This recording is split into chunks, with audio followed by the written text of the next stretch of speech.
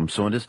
Monday Political Forum, Jackie Munro, New South Wales Liberals MLC, is with me in the studio. Good afternoon. Good afternoon, So is Kate Fairman, New South Wales Greens MLC. Good afternoon. Hi, Richard. And with us on the line is David Borger, who's the Executive Director of Business Western Sydney. David, good afternoon. Hey, Richard. Now, more than 500 lawyers, academics and community workers have signed an open letter to the Premier, Chris Minns, urging him to abandon these changes to youth justice laws, these changes that will make it harder for teenagers to get bail if already on bail for a similar offence, and which will add up to 2 years in prison for what he called boasting and posting about offences on their social media platforms. The Premier, who also ruled out raising the age of criminal responsibility to 14, says he's not keen on increased sentences, but he has no choice when faced with such a surge in youth crime in places such as Moree. Here he is a little earlier today. I have to say, I think this is needed when you look at the statistics about the exponential growth in both break and enter and the theft of motor vehicles, particularly amongst young people. Something needed to change. Well, he's talking about figures in Moree, for instance, where the break and enter offences are now 840% higher than the state average. It's pretty similar with car theft. Has he therefore got a point? Kate Fairman. Well, clearly what's going on right now isn't working. That's very clear. But detaining young people, particularly First Nations young people, isn't the answer either. You mentioned the letter at the beginning with more than 500 people. So let's be clear. Those people are academics, are specialists in law, First Nations justice, public health, Aboriginal health. 560 people, in fact, sign that. Absolutely distressed at what this could do. There is no evidence anywhere that locking young people, particularly young First Nations people, putting them into the youth detention system, which will inevitably increase recidivism, they end up in adult jails eventually, does anything to reduce crime. I mean, what about he's talking about Sure. people who are on bail for the similar offence and they're back before the magistrate for doing it again while they're waiting to be tried for the first offence. That's pretty frustrating if you're the householder or the car owner. It is incredibly frustrating, incredibly distressing for people who are the victims of these crimes. But clearly what isn't working is the support services, the programs, the resources, the community belonging, everything else that these young people need to avoid going into crime, into what they're doing in the first place. These are incredibly traumatised children. They need support. They need wraparound services. I tell you what, I speak to Aboriginal-controlled organisations and they are in despair at how little resources they have, what they want to do in the community. They do something for 2 years and then the funding is pulled. What we should be seeing is an emergency response that is all about support services, not an emergency response in terms of what the Premier has done. We need to see that first and then let's see how it goes. What about this posting and boasting about offences? So this is part of the Premier's plan where he says it's actually partly about protecting the kids themselves. So there might be somebody who's filming themselves driving at 200 kilometres an hour through town, and they're filming that and then putting it on social media. That should be... That adds to the offence, doesn't it? Well, I think young kids are filming everything and putting it on social media. This is the issue. There are so many parents absolutely in despair at what young people are doing. But to make that as though, therefore, these children should be locked up and punished more, that is not the answer. That is happening everywhere. Yes, it's incredibly distressing. We're all trying to get our heads around it, but this is not the solution. It will make the problem worse. It is encouraging other young people to do the same, right? Copycat. Yes, that's right. Exactly. And it's not great. As are, every situation where people are doing this. People are doing it in cars all across New South Wales. It's not just, young First Nations people, children in Moree and other places. Unfortunately, that generation is filming a lot, posting it, and it's incredibly distressing. David Borger, has the Premier got it wrong on this, as these 500 lawyers, academics and others say? Look, I mean, clearly something's got to be done. We can't continue to have young people stealing motor vehicles, posting them on social media, because that then leads to another wave of other people perhaps showing off and doing the same thing and taking risky and criminal behaviour. But I do think to some extent we are sort of going from zero to nuclear.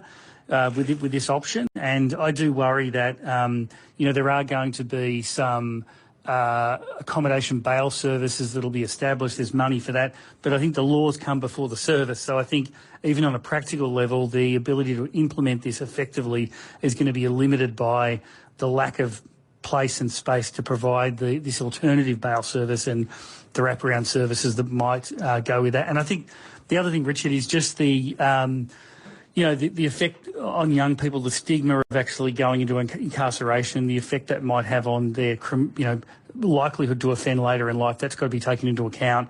And, we have signed up for closing the gap. And one of the specific elements of closing the gap is actually young kids in, incarceration. And so this is going in the face of that. So I think that there's been a quick reaction from Zero to Nuclear. But I do like the fact that there's a package there around wraparound services and to keep the pools open, and we need to do more of that, I think. Yeah, and maybe more on rehabilitation. I mean, because a lot of these things are drug related, and one of the options for a magistrate is to say, okay, a kid, I'll keep you out of prison, but you've got to do this rehabilitation course in drug use. And the problem with that, if you're in Moree, is there is no such course, right? Well, it's a dilemma because it's a community that perhaps doesn't have the same access to services that someone in Sydney might have. But then it's very difficult to take people out of their neighbourhood and their supports and their family, and maybe they're least likely to actually survive so we need to bring things in, and that's expensive and it takes time. So it is a massive dilemma. I don't have the solutions, Richard, but I worry with this particular very quick response that we might create more problems down the track for young people who are at risk of committing offences like this. Jackie Munro, if you're living in Moree, you'd want something done. If you break and enter offences are up 840%. Yeah, it's quite a shocking statistic, and there are people behind those statistics. And this is an issue that has been brought by my National Party colleagues or our coalition colleagues to the government's attention for months and months and months. There's been so much advocacy around this from local members who have their communities up in arms, very concerned about this huge increase. And they're also, of course, they're concerned for their own safety and well-being, but of course they're concerned about the welfare of children who are engaging in these activities. Nobody wants to see an increase in youth crime, obviously. The problem that David has alluded to is that this piece of legislation has been rushed. It's quite messy. It's a little bit unclear why there are only specific offences called out. I will say that it isn't mandatory that kids who are prosecuted actually do go to jail or to detention. It makes it, if you look at the legislation, I haven't looked at the legislation, but if you look at the reports of the legislation, it does sound as if it's a pretty high. It's a high bar if you've if you've done the offence before and you do it again on bail, then the magistrate has an option. Yeah, but the magistrate has to have a very good reason. That's right. They have to be essentially certain to the legal extent that a child will be at risk of reoffending. So that's the bar at the moment. But I do think that it's been rushed. It's been drafted poorly. There are a lot of amendments that would have to be made if it was going to be acceptable. But unfortunately, it's something that the government has known about for months through advocacy and hasn't done anything about it until now. So I agree there has to be a balance, of course. We definitely need more services to help children get through life without resorting to crime, whether it's for fun or for need. There's no doubt about that, but we clearly need to protect the community. Okay, what about this particular new offence, really, for posting and boasting about offences on social media? So I gave the example of the young person driving at 200 kilometres an hour through town and filming themselves and then posting it and saying, look at me and how terrific I am. Yeah, that's right. So I think that it's reasonable to say that obviously you don't want people to commit the crime in the first place. The fact that they're then posting and boasting about it actually implicates them in the crime itself. So you've got... And encouraging others to do the crime, that's right? Yeah, that's right. So you have this sort of social contagion element, which is really problematic. The idea of banning kids or any use of social media at this point is pretty fraught, and I think will have difficulties down the track in actually being able to monitor all of this kind of crime effectively. So it, I think, is also useful to go back to the original crime, like why are kids actually engaging in this behaviour and addressing those core concerns. Kate, you wanted a final word before we move on? Well, just that every child that is in youth detention, it's almost $3,000 a day. So in terms of the resources that could provide, in terms of intensive, people are talking about after-school programs, weekend programs, evening programs.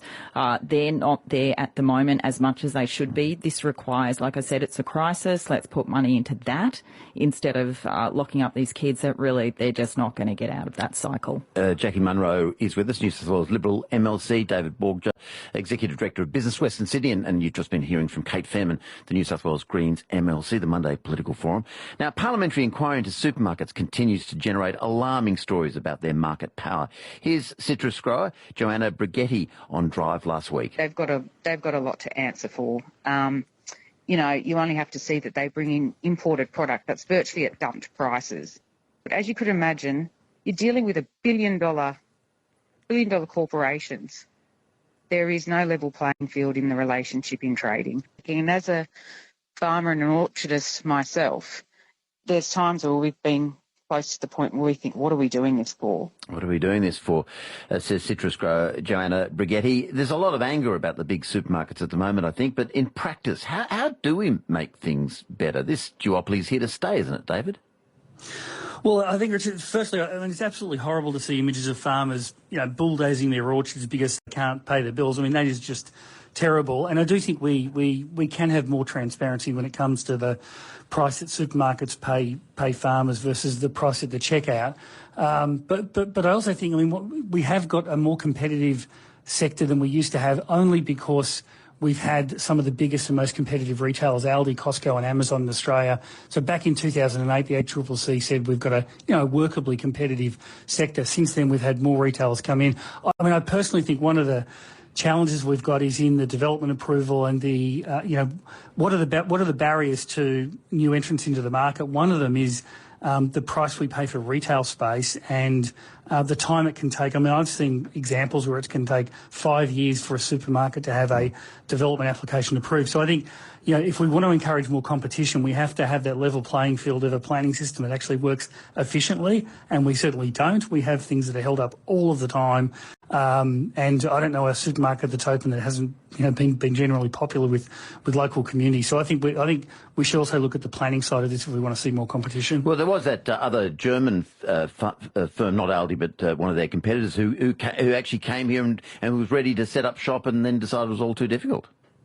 Yeah, well, I think that our retail spaces are expensive, and our zoning system, particularly in a city like Sydney where we've seen massive population expansion, we haven't seen an increase in the amount of land where you can put shops. And in traditional mixed-use cities, retail was allowed almost everywhere. It was acceptable. The impacts were deemed to be kind of limited. But here, you know, you've got to spend, you know, hundreds of millions of dollars on planning reports and time, and that's all risky, and that all goes onto the cost as well.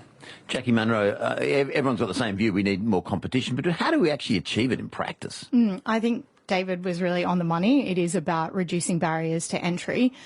For a long time, we have benefited from competition and from economies of scale that are generated through big supermarket providers, and that's generally been helpful for us. But, of course, we need a sustainable system, and we need to have our primary producers as sustainable in that system. So what is not working at the moment is clearly that connection between what farmers are being paid and what we're paying at the checkout. That's being really enhanced at the moment by interest rates rising with inflation. We've got costs of energy and even imports rising. So we have this kind of perfect storm of a cost of living crisis, which people are really feeling for a lot of different reasons.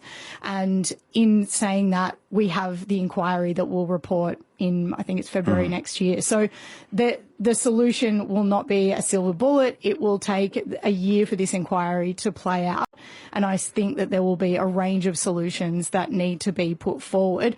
I would say that we actually do have competition in the market, as David referred to. We do have a range of providers, but if we get to a point where power is so concentrated between two providers that we're looking at different mechanisms to empower the ACCC or the courts, then that will be an interesting development. I mean, one of the farmers said last week, the inquiry went to Orange last week, and he said for second grade apples, they pay 15 cents a kilo. 15 cents. Wow. And he says you can't pick them for that. And so they leave them on the trees or they plough them back in. Yeah, there's so much labour that goes into it, so many resources. Kate Fenman, whether it's the treatment of the farmers or of other suppliers, manufacturers where they basically seem to think that no other company deserves to exist. If something's selling, they'll have their own brand instead to the consumers, obviously. How do we actually change things?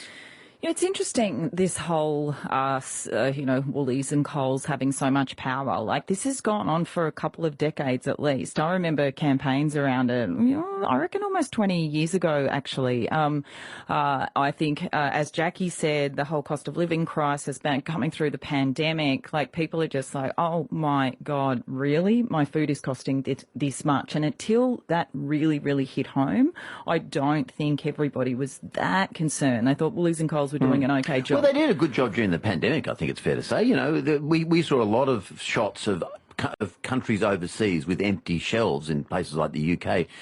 Except for the toilet paper, we didn't really have that. Yeah, sure. I mean, that happened, but also it's interesting that their profits were actually more now post-pandemic than before, and people's, again, are doing it extremely, extremely tough. So it was great that it was actually initiated by the Greens at the federal level, got that Senate inquiry up. We've got the ACCC, obviously looking at competition as well.